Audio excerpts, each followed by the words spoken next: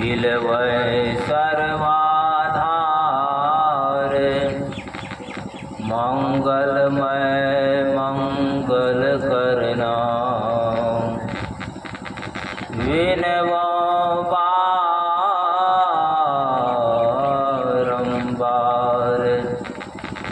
सद्गुरु के महिमा अनंत अनंत किया उपकार लोचन अनंत उघाड़िया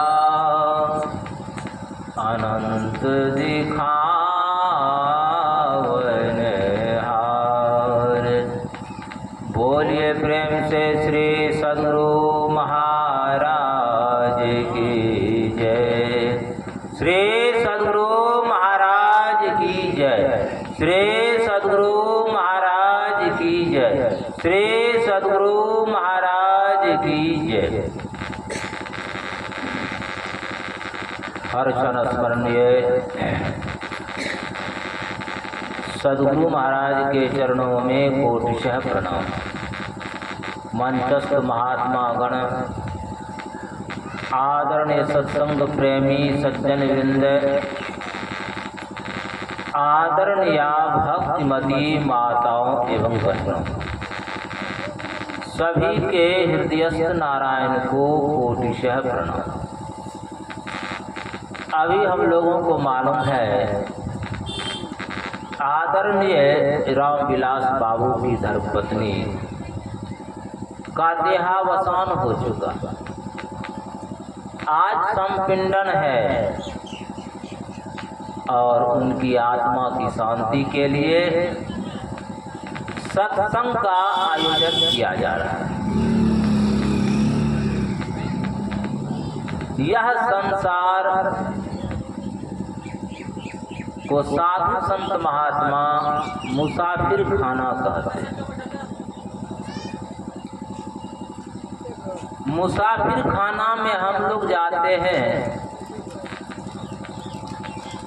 इंतजार करते हैं, अपने गाड़ी का, ट्रेन का, बस का इंतजार करते हैं। कोई जरूरी नहीं है जो बहुत पहले से बैठा हुआ है इंतजार में, उसकी गाड़ी जो है लेट से आती है। जो गया तुरंत गया मुसाफिर खाना में बैठा और कुछ देर बाद उनकी गाड़ी आ गई। कोई ठिकाना नहीं। जीवन जो है वह धोखा है, लेकिन जीवन का नाम सुनकर के हम लोग खुश होते हैं, सब खुश होते हैं। और मृत्यु जो है वह बिल्कुल सत्य है, बिल्कुल सत्य है। और इसका नाम सुनकर के हम लोग भयभीत हो जाते हैं। एक बार रामानंद स्वामी जी महाराज के यहाँ सत्संग भंडारा था। रामानंद स्वामी जी महाराज का शिष्य था संत कबीर साहब। तो संत कबीर साहब को कहा कि जाइए जजमान से दूध मांग के ले आइए। तो बाल्टी लेकर के गया, जजमान के यहाँ गया। जजमान पूछा बाबा केना केना आना भेले, कि ऐसे फंक्शन है, दूध हमको चाहिए। परिवार के लोग आकर के प्रणाम करने लगे। जब प्रणाम किए परिवार के लोग, तो बाबा आशीर्वाद दीजिए। तो कबीर साहब कहते हैं अवश्य मरोगे, अवश्य मरोगे। बड़ा बुरा लगा सुन करके, बड़ा बुरा लगा। लोग परिवार के मन, सबके मन में थोड़ा बड़ा विक्षिप्त हो गया, मन दुखी हो गया। कहा बाबा दूध नहीं थे।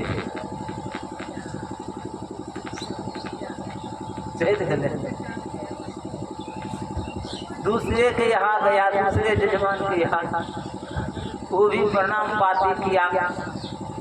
यही आशीर्वाद है, अवश्य मरोगे। सुन करके बड़ा बुरा लगा, वहां भी कहा बाबा दूध नहीं, लौट के चला गया।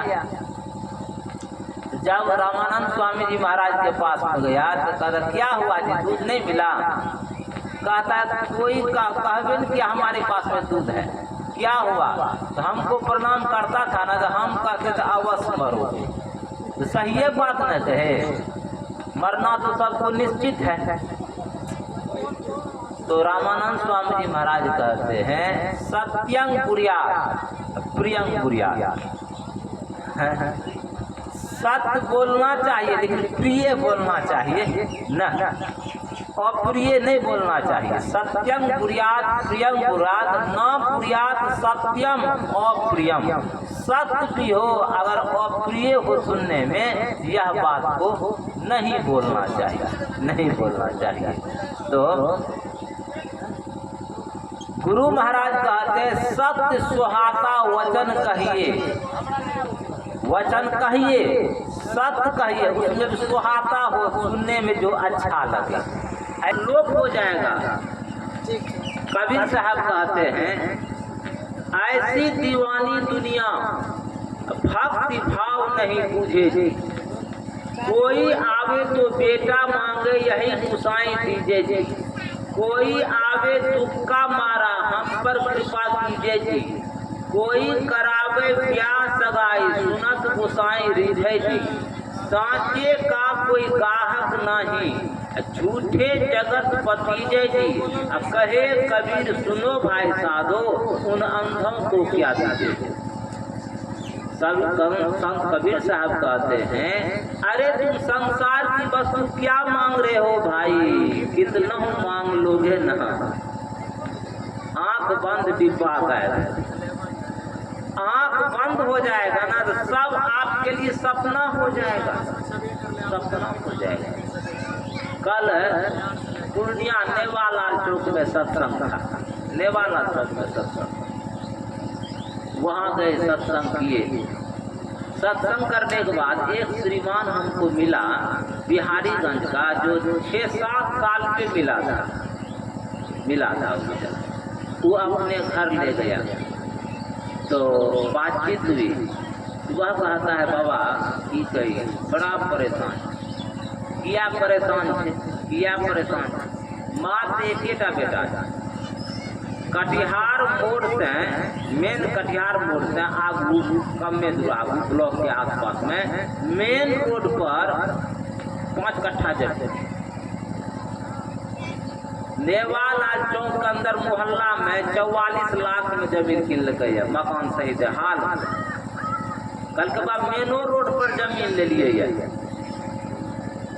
मेन रोड पर बाईपास में जमीन ले लिए, बड़ा परेशान है। हम की कहते बेटा किसको कहती सुख मन, हम कहे एक बेटा है, अरे पिताजी के कर्तव्य है अपन बाल बच्चा के व्यवस्था करना भी चाहिए, सब घर द्वार रहन में दिक्कत नहीं हुए। एक बेटा, दोनों जीव मास्टर छे, मास्टर नहीं छे, दोनों जीव। आप की करे है जमीन खरीद ला घूरे छे सगरे, तो जमीन खरीदे तो परेशानी नहीं हेतै न परेशानी है। हम कहे जब एक बेटा छे, गाँव में अहाँ के ढेरी जमींदारी है, मार्केटों में अहाँ क्या जगह जमीन ले लीजिए, आप विशेष सीमा से बाहर लेके की फायदा, परेशानी हेतै। तो शांति से जिए के लिए तो सोच समझ के न कदम रखा पड़ता है, सोच समझ कदम रखा पड़ते। संसार जरूरी है, संसार के बिना हम पैसे रुपया संसार के बिना संसार में जी नहीं पाएंगे। जैसे नाव के बिना हम नदी पार नहीं करेंगे, नाव जरूरी है नदी पार करने के लिए, जरूरी है, लेकिन नाव में पानी अगर भर जाए तो नाव डूब जाएगा ना, तो नदी पार कर सकेंगे हैं? नहीं पार कर सकेंगे। तो कहने का मतलब है संसार में जीने के लिए रुपया पैसा कमाइए, अपने बाल बच्चे को पढ़ाइए लिखाइए व्यवस्था कीजिए, लेकिन आप अपने सामर्थ्य भर कीजिए। जितना आपके भाग में लिखा है ना वह भाग करके आ जाएगा। जब भाग में नहीं है लिखा तो आकर के भाग जाएगा। आप नहीं रोक सकिएगा, आप नहीं रोक सकिएगा। तो कहने का मतलब है ज्ञान पूर्वक संसार में जीना है, जीना है ज्ञान पूर्वक। जब जानते हैं हम यहाँ से जाएंगे तो कुछ संपत्ति हमारे साथ में नहीं जाएगी, जमीन जायदाद कुछ भी मेरे साथ में नहीं जाएगा। जब हम यह बात को जानते हैं तो कम से कम यहाँ से जो जाएंगे वहाँ की भी तो व्यवस्था कर लेंगे, वहाँ के बारे में भी तो सोचना चाहिए है। एक राजा था, 5 वर्षीय योजना था उस राजे के। 5 वर्ष तक राजा है, 5 वर्ष के बाद उसको घनघोर जंगल में भेज दिया जाता था, जहाँ बाघ सिंह आदि खा करके उसको जीवन लीला को समाप्त कर देता था। राजा जब राजगद्दी पर बैठा तो उसके मन में हुआ कि अभी तो हम राजा बने हैं, अब 5 वर्ष के बाद तो हमको जंगल में भेज देगा, हिंसक जानवर हमको मार के खा जाएगा। अभी तो राजा है, अभी तो पावर में है, अभी हम प्रकोप की व्यवस्था, अपने 5 वर्ष की बाद की व्यवस्था अब ये कर लेते हैं, फिर आगे दुख नहीं होगा। तो वह क्या किया, जंगल को अपने राजकाल में ही कटवा दिया, कटवा करके वहाँ नगर बसा दिया, राजमहल बना दिया, सब बाजार बचा दिया, पूरा एकदम व्यवस्थित कर दिया, रोड मकान एकदम पूरा व्यवस्थित, जैसे यहाँ था वहाँ वहाँ व्यवस्थित कर दिया। 5 वर्ष के बाद उनको तो वहीं भेजना था, नियम था, वहाँ भेज दिया उनको। वहाँ भेज दिया तो वहाँ जाकर के राजगद्दी पर बैठ गया। वहाँ यहाँ भी राजा और वहाँ भी राजा, वहाँ भी राजा। ऐसी कमाई कीजिए, कबीर वह धन संचिए जो आगे का होए, माँ चढ़ाए गांठरी जात न देखा कोई कुछ लेकर के नहीं गया है, लेकिन साधु संत महात्मा कहते हैं कि जब बच्चे का जन्म होता है तो मुट्ठी बंधी होती है। संतवानी कहती है कि मुट्ठी बंधी, मुट्ठी बांध के आया बंदी। जब मुट्ठी बांध करके संसार में आए तो मुट्ठी बांधने का मतलब, बंधी हुई का मतलब कुछ कमाई लेकर के आए, कुछ धन लेकर के आए हैं। धन लेकर के आए, यहाँ पूंजी लाया मूल गमाया। पूंजी तो लाए, व्यापार नहीं किए, उनको नहीं बढ़ाए तो मूल धन खा पी के बैठ गए। परली पार तेरा पिता खड़िया, उस मिलने का ध्यान न धरिया, टूटी नाव ऊपर जा बैठा, गाफिल गोता खावेगा रे। अरे दिन गाफिल गफलत जब मत कर, एक दिन यम तेरे आ जाएगा। एक महात्मा जी अपने शिष्य को 2 मुट्ठी मूंग दिए, एक मुट्ठी दोनों शिष्य को मूंग दिए। कहा इसको सुरक्षित रखना, इसको सुरक्षित रखना। तो एक शिष्य क्या किया, जर्दा वाला डिब्बा 100 ग्राम का पहले चलता था, टीना वाला, अब क्या चलता है हमको मालूम। हाँ, उस डिब्बा में उस 1 मुट्ठी मूंग को रख दिया, डिब्बा बंद कर दिया, संदूक में रख दिया। तो गुरु महाराज कल करे सुरक्षित रखे। दूसरा शिष्य क्या किया, 1 मुट्ठी मूंग को खेत में बो दिया, 1 किलो हो गया। 1 किलो दूसरे बार बोया तो 40 किलो हो गया। आज 40 किलो को बोएगा तो कितना होगा। इस हिसाब से 12 साल के बाद गुरुजी आए। गुरुजी आए, दोनों शिष्य को बुलाया, कहा 1 मुट्ठी हम मूंग दिए थे रखने के लिए, लाओ सुरक्षित रखने के लिए। तो गया, जर्दा का डिब्बा खोला, पहला शिष्य देखता भेरुआ सब खा करके समाप्त कर दिया, सब समाप्त कर दिया। दूसरे शिष्य को कहा, तो दूसरा शिष्य बैलगाड़ी पर बोझ करके आकर के गुरुजी के सामने जमा कर दिया, कई बोरा जमा कर दिया, क्विंटल का क्विंटल जमा कर दिया। कहता है तुम ही हमारे बीज को सुरक्षित रखा है, तुम हमारे बीज को सुरक्षित रखा है। कहने का मतलब है यह जीवन जो मिला है बड़ा दुर्लभ मनुष्य का शरीर मिला है, फिर मिलेगा कि नहीं मिलेगा कहना मुश्किल है। दो मित्र था, एक मित्र की मृत्यु हुई तो वह सर्प योनि में चला गया, किसी गाछ के नीचे बील में रहता था। अपने मित्र को स्वप्न में कहा कि मित्र हम सर्प योनि में चल गए, बड़ा दुख है, एक काम करो, हमर उपकार करो बाबा, तोरे से हमर उपकार है कि तू एक बात कर, तू गाछ लंग आबि के, पुराना गाछ बता देलके, गाछ लंग आबि के तू स्तुति विनती कए दे। अब गुरु महाराज के पदावली से 5टा संतवानी तू ओतऽ गाबि दिया, आरती कए दिया, हमर मुक्ति मिल जेतै, हमर ई शरीर छूट जेतै। अब दोस्त जब सुनलकै तो ओकरा डरो लागे, सांप आखिर सांप साँपे छियै काटि लिया, एहन हुए दोस्त चले गेलै, हमरो ले जाके रास्ता ही कए रहल छै, डर हेबे न करता है। तैयो 2-4 आदमी के बात नहीं, तो 2-4 आदमी मिलके विचार किया, देखो अगर स्वप्न दिया है इसका मतलब है कि बात भी सत्य है, चलो दिन में जाते हैं, अकेले मत जाओ, 4-5 आदमी से जाएंगे, लाठी डंडा ले करके जाएंगे, और ऐसा करेगा तो समाप्त कर देंगे।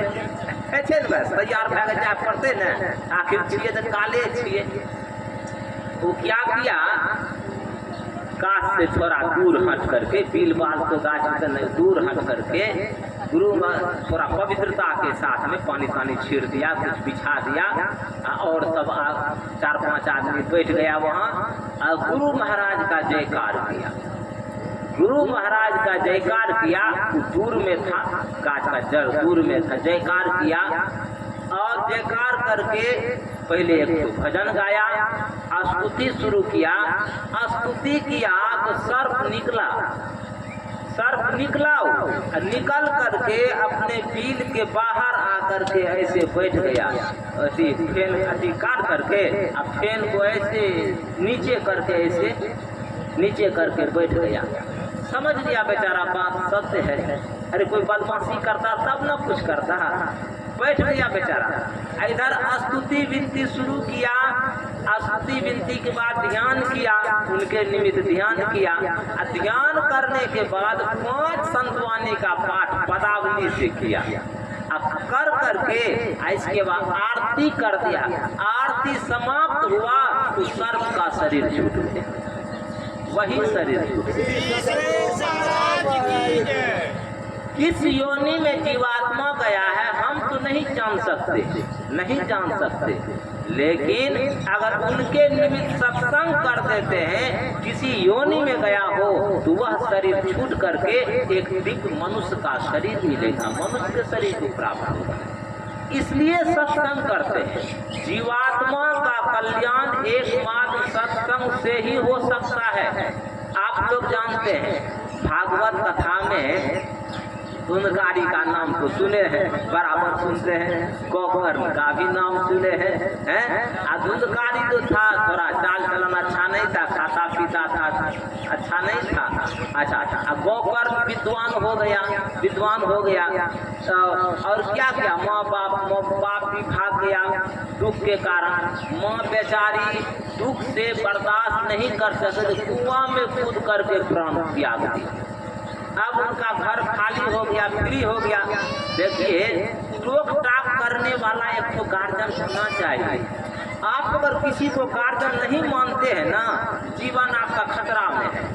जैसे गाड़ी में ब्रेक नहीं हो, गाड़ी में अगर ब्रेक नहीं हो तो जीवन आपका खतरा में है, खतरा में है। ऐसे अगर आपको टोकने वाला, दो बात कहने वाला, शासन करने वाला अगर कोई गार्जियन नहीं है, या आप किसी को गार्जियन नहीं मानते हैं, ऐसा होता है ना भाई, हमारे पिताजी है तो पिताजी गार्जियन है, पिताजी नहीं है तो माताजी गार्जियन है, माताजी नहीं है तो चाचाजी गार्जियन। तो कोई समाज में परिवार कोई तो श्रेष्ठ है ना, आप उनको अगर गार्जियन नहीं मानते हैं, उनके अदब में, शासन में नहीं रहते हैं, तो फिर आपका भला नहीं होगा, भला नहीं होगा। तो कहने का मतलब है, बड़े बुजुर्ग का अनुभव है। देखिए बड़े बुजुर्ग लोग कहते हैं यह जो बाल पका है ना तो बहुत अनुभव से बाल पका है, ऐसे बाल नहीं पका है। तो बड़े बुजुर्ग का जो अनुभव है, जो दुख वह झेल चुके हैं, उनका यह प्रयास है कि हमारे बाल बच्चे को वह दुख नहीं हो, हमारे बाल बच्चे को वह दुख नहीं हो। लेकिन बाल बच्चा इस बातों को मानने के लिए तैयार ही नहीं है। उनका एक अलग ही चाल चलन है, जिससे होता क्या है। एक जगह गए, कहाँ गए थे, हाँ बेलोरी है ना, वही है कच्चा मतलब बेलोरी में जादव टोला है, उसी में सत्संग की, कहाँ कब के शिवरात्रि के समय में, निज शिवरात्रि के दिन के बाद लोग सत्संग करता है, शिवरात्रि के बाद में सत्संग करता है, भंडारा करता, वही गए। तो वहाँ गए ना, तो जिनके यहाँ भोजन किए, तो भोजन करके बैठे, बातचीत होने लगी। उनका पिताजी करते की कही बाबा हमरा दूटा लड़का है, ये दोनों लड़का कमेते खेते आगू बढ़ते से काम नहीं करते। हमरा कहते बाबू ये जमीन बेच ले, तू जमीन बेचबा, तू पैसा से ई करबे ऊ करबे एना करबे, रे तू कमाए के कर, अपन। अरे हम तोरा वास्ते जो मेरे लिए है, बड़ा कष्ट से मेरे लिए है, वो हमरे संपत्ति के बेच के किछो करबी, ई कौन बुधियारी भेले, ई कौन होशियारी भेले। लोग बड़का बेटा नौकरी तो करे छे, कतो नौकरी करे छे, लेकिन बार बार यह कहते बाबू हे बेच ले, दुकान खोल ले, हे ज्ञान ले, क्या कीजिएगा। मैंने कि बाल बच्चा को कमाने की प्रवृत्ति नहीं है कि अपने से कमावे, अपने से हम गार्जियन को दिखा दे, अपने पुरुषार्थ को दिखावे कि गार्जियन मेरा संतुष्ट हो जाए कि बाल बच्चा पैर पे खड़ा हो गया। ऐसा नहीं, बापे के धन को, जमा धन को खा करके गंवा देगा, बाप भी दुख से शरीर त्यागेगा कि बेटा को जीवन में दुख होगा, वह भी दुखी रहेगा, पिताजी को भी चैन से जीने नहीं देगा। आजकल का ऐसा सोच समझ हो गया है, इसलिए जीवन जीने की कला जानना चाहिए, जीवन जीने की कला जानना चाहिए।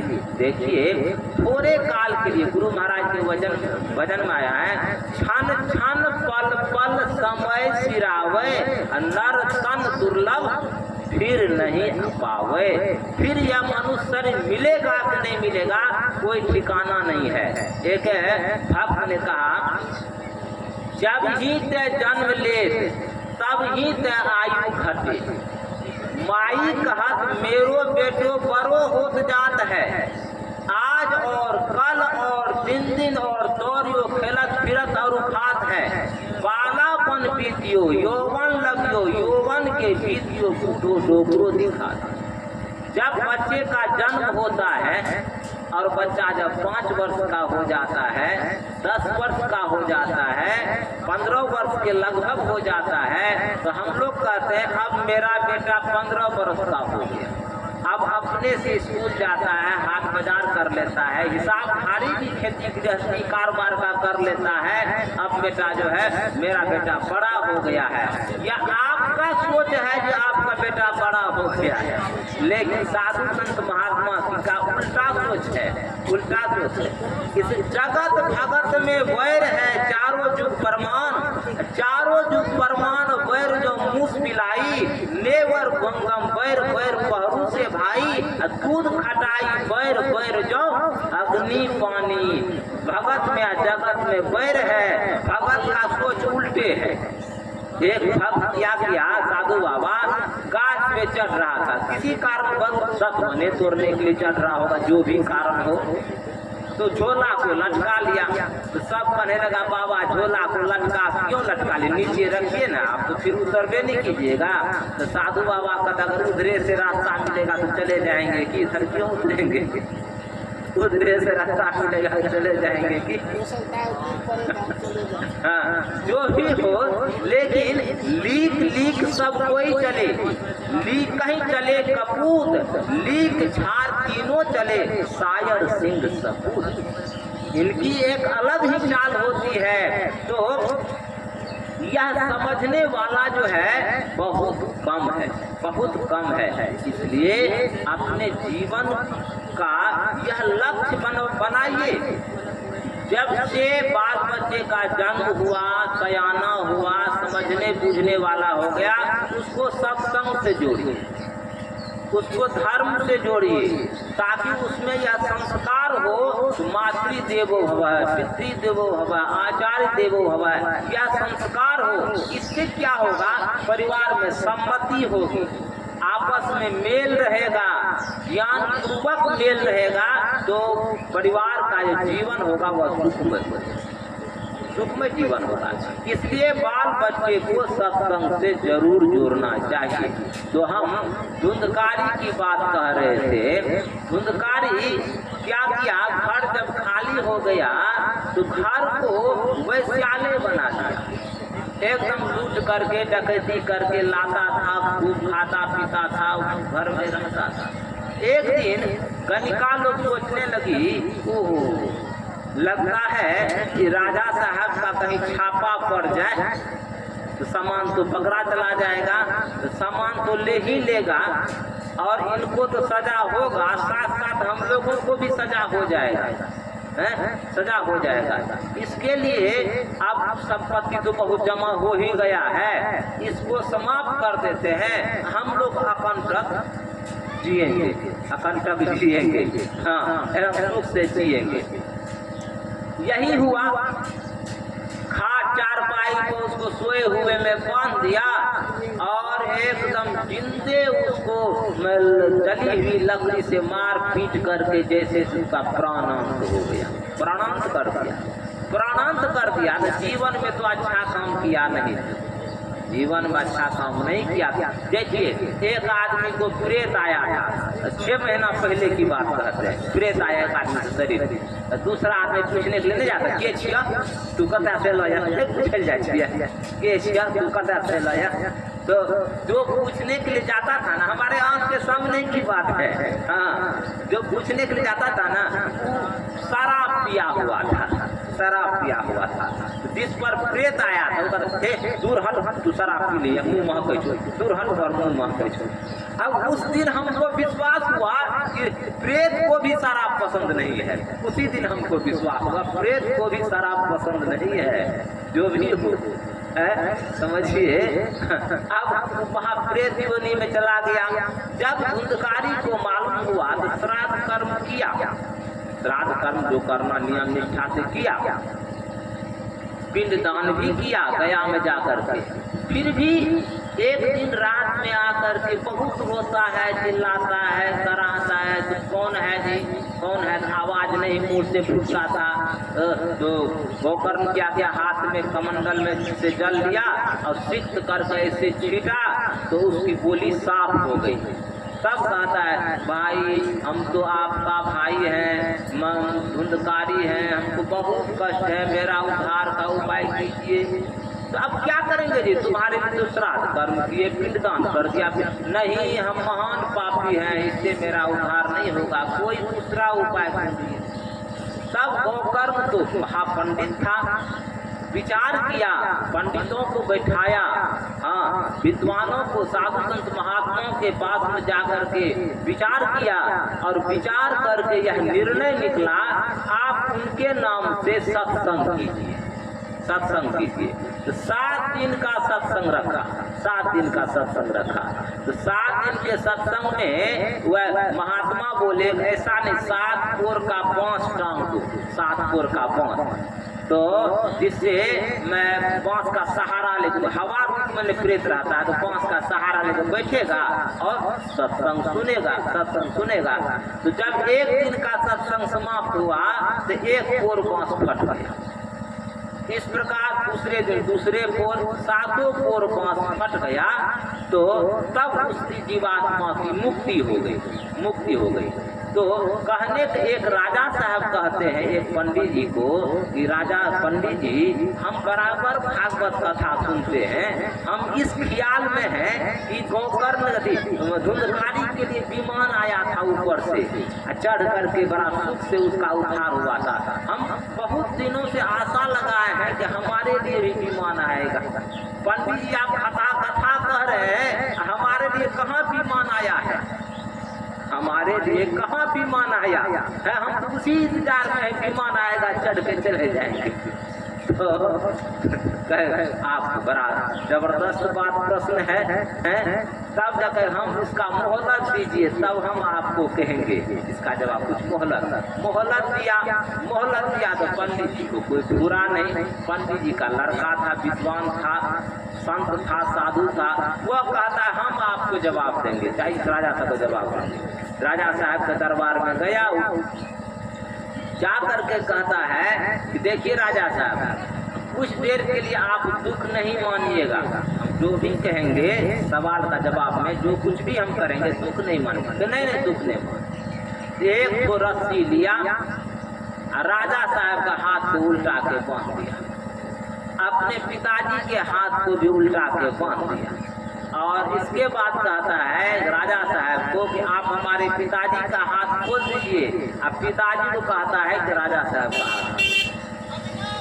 राजा साहब कहता है देखिए पंडित जी, आप कहते थे हमारे पुत्र विद्वान है, पंडित है, साधु है, ये क्या क्या दोनों को बांध दिया। कहता है खोल दीजिए। यह कैसे संभव होगा, कैसे संभव होगा? तब उसका पुत्र कहता है देखिए राजा साहब, आप भी बंधे हुए हैं और पिताजी भी बंधे हुए हैं, तो बंधा हुआ दूसरे को बंधन से मुक्त कर सकता है? नहीं कर सकता है। जो खुद बंधा हुआ है वो क्या बंधन से मुक्त करेगा? ऐसे ही अगर एक निर्बंध होते, अगर हमारे पिताजी निर्बंध होते तब आपको बंधन से मुक्त कर देते। तो निर्बंध मतलब हुआ कि शरीर का बंधन है, 5 शरीर है, स्थूल, सूक्ष्म, कारण, महाकारण, कैवल, 5 शरीर के बंधन में हम लोग हैं। जो बंधन में है वो दूसरे को क्या बंधन से मुक्त करेगा? इसलिए हम लोग क्या करते हैं, बगल में गुरु महाराज को स्थापित किए हैं कि गुरु महाराज निर्बंध है, पूर्ण संत है, जीवन मुक्त महापुरुष है। इसलिए गुरु महाराज वो आत्मा को मुक्त करेंगे, क्योंकि ये निर्बंध है, ये मुक्त करेंगे। एक बार क्या हुआ, भवानीपुर राजधाम में, भवानीपुर राजधाम का नाम संधा भवानीपुर में एक ओम प्रकाश बाबू, कब की बात हम कहते हैं 90, 91, 92, 93 की बात कर रहे हैं, 92, 93 की बात। तो उनका खपरा का घर था, बीच में खुट्टा नहीं होता, खपरा घर बीच में खुट्टा होता ना, मोटा खुट्टा, हाँ, उसमें गुरु महाराज का तस्वीर टंगा हुआ था। बहुत बड़ा भक्त, बहुत श्रद्धालु भक्त था। ओम प्रकाश भी उनकी धर्मपत्नी भी, हम आँख से देखे भी हैं, घर में गए हैं, बातचीत हुई है। तो जब उनकी धर्मपत्नी बीमार पड़ी ना, तो इलाज बहुत कराया, बहुत कराया इलाज। जब इलाज बहुत कराया तो तब जाकर के जब नहीं संभलने वाला हुआ, अब शरीर नहीं रहेगा क्योंकि अब दवाई सूट नहीं कर रहा है, तो घर वाला कई दिन से जगा हुआ था, जा करके बेचारा अपने अपने घर में सो गया। क्या करता, कई दिन से जगा था, परेशान था, तो सब सो गया। आई बेचारी टुक टुक में गुरु महाराज को देखे, गुरु महाराज का सुमिरन करे जहाँ तक हो सके। तो गुरु महाराज की क्या कृपा हो गई, गुरु महाराज तस्वीर से निकल के सगुन रूप में आ गए। ऐसे सगुन रूप में आ करके पूरे देह को हंसो देख, बेटी तू कुछ नहीं है, तू स्वस्थ खा जाए, तोरा कुछो नहीं है, तू स्वस्थ खा जाए बेटी। ये जब गुरु महाराज जे करने लगा, गुरु महाराज तो सब घर वाला आ गया तो गुरु महाराज जा करके तस्वीर में समा गए, तस्वीर में समा गए। तब जाके कहते नहीं, गुरु महाराज प्रकट भेले रहे, हमरा आशीर्वाद देलके, आप हमरा कुछ नहीं हेते। जब गुरु महाराज आशीर्वाद देलके तो ओकरा किछो हेते, स्वस्थ भए गेल,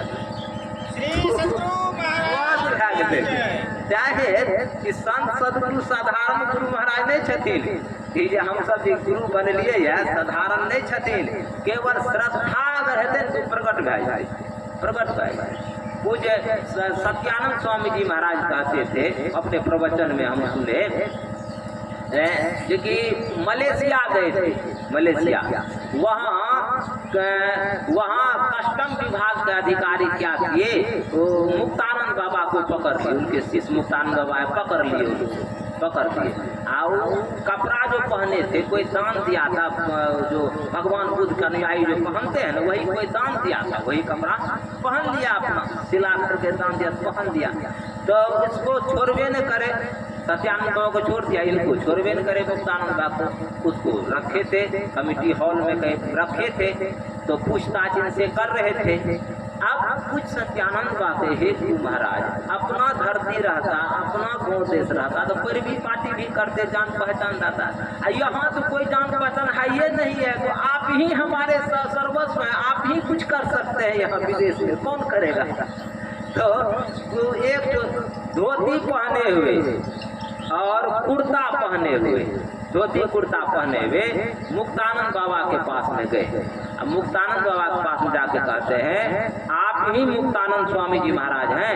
हाँ, हम ही मुक्तानंद स्वामी, हम बात कर रहे हैं, आपको जल्दी छुड़ा देते हैं, बात कर आपको जल्दी छुड़ा देते हैं। तो गए धोती कुर्ता वाला कस्टम विभाग के बड़े अधिकारी से बात किए और उनको ला करके मुक्तानंद बाबा से बात करवा दी। नहीं, अरे साधु है, ये यहाँ आया है, सब बात जैसे भी हुआ उतना करवा दिए। उधर कितना बात हो रहा है, वो अधिकारी का ठीक, हम इसको छोड़ देते हैं, थोड़ा कागज पत्र लिखा पढ़ी करके छोड़ देते हैं, इतना बात क्लियर कर दिए। और उधर गए वहाँ कुछ सत्यानंद बाबा के पास में कि आप ही सत्यानंद स्वामी जी महाराज हैं? हाँ, हम ही हैं।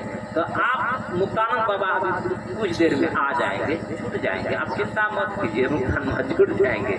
इतना बोले, तब तक में मुक्तानंद बाबा आ गए। जब मुक्तानंद बाबा आ गए, सत्यानंद बाबा आ गए, जब दोनों बातचीत करने लगे तो धोती कुर्ता गायब हो गया, गायब हो गया धोती कुर्ता। तो कहने का मतलब किस रूप में परमात्मा सहायता करेंगे कि कहना दुर्लभ, कहना दुर्लभ है। तो यह जो धुंधकारी की मृत्यु विमान है, धुंधकारी एकदम एकाग्र पूर्वक श्रवण किया, और राजा साहब एकाग्र पूर्वक श्रवण नहीं किया, एकाग्र मन से श्रवण नहीं किया, तो कैसे विमान आएगा कहिए। तो वह एकाग्र पूर्वक श्रवण, दुख में पड़ा हुआ था, कष्ट में था, एकाग्र पूर्वक श्रवण किया, मनोयोग पूर्वक श्रवण किया, तो आ गया विमान। तो 7 कोर का बांस, या शरीरे 7 कोर का बांस है। हाँ, गौरवनाथ जी महाराज कहते हैं, सप्त धातु का काया पिंजरा, ता माही जुगत बिन सुआ, सदगुरु मिले तो उगरे बाबू, नहीं तो परले हुआ। 7 धातु का शरीर बना हुआ है, रसाद रक्तम ततो मांसंग, मांसंग मेदस्यास जायते, मेदस्यास तो मज्जायम, मज्जायम शुक्र संभव है। 7 धातु का शरीर है, इस शरीर में अगर दीक्षा नहीं लिए, ज्ञान भजन नहीं किए, तो फिर आपको दुख हो सकता है। अब दीक्षा लेकर के अगर शरीर छोड़ता है ना कोई, दीक्षा लेकर अगर शरीर छोड़ता है तो उसकी अधोगति नहीं होती। और जो दीक्षा नहीं लिया है, अगर उनके नाम पे सत्संग करते हैं शरीर छूटने के बाद, उस आत्मा की भी अधोगति नहीं होती, आत्मा की भी अधोगति नहीं होती है। तो यही है, इस शरीर में यह जो आत्मा जो है ना, वह आत्मा रूपी तोता जो है, यह शरीर में बद्ध है। एक जगह एक महात्मा जी ढेर लगा रहे थे कि राम नाम रटे अभव सागर तरे, राम नाम रटे अभव सागर तरे। तो तोता कहता है कि महाराज राम नाम रटे भव सागर तरे, हम भी तो राम नाम रटते हैं पिंजरा में, राम राम कितना हम लोग कहते हैं, रात दिन कहते रहते हैं राम राम, तो फिर हम लोहे के पिंजरे से नहीं पार हो सकते हैं, आप भव सागर की बात कहते हैं। लोहे